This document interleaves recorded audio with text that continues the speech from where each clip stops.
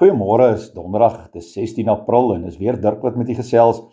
Ons lees daar in Efesiërs 1 vers 13, in Christus het die Heilige Gees wat deur God beloof is, julle as die eiendom van God beseël.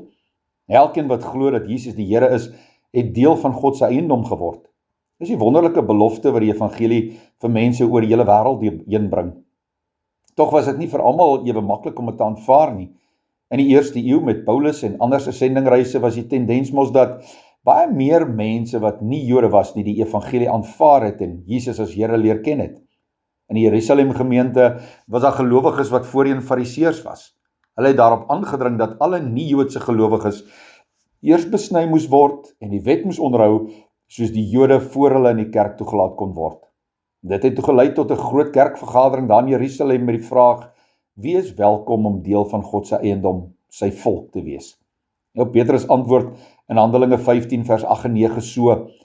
Hy sê, en God wat die harte ken, het dit bevestig deur die Heilige Gees aan hulle te gee, net soos aan ons. Hy het geen onderskeid tussen ons en hulle gemaak nie. Hy het ook hulle harte deur die geloof gereinig.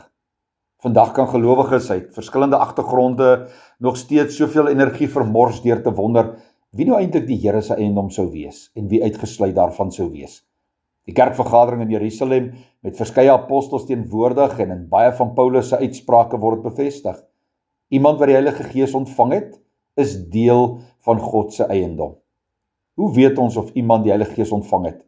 Wel, is eenvoudig eintlik, want volgens 1 Korintiërs 12 vers 3 is die duidelikste teken daarvan dat iemand bely dat Jesus die Here van sy of haar lewe is. Ons mag oor baie verskillende interpretasies van die Bybel verskillende menings hê. Maar kom ons vier dit eerder, dat ons deur die Heilige Gees, deur ons geloof in Christus, as eiendom van God beseël is. Heilige Gees, dankie dat U op 'n nuwe manier met mense kom werk. Dankie dat U ons as God se eiendom beseël, wanneer ons tot geloof in Jesus gekom het.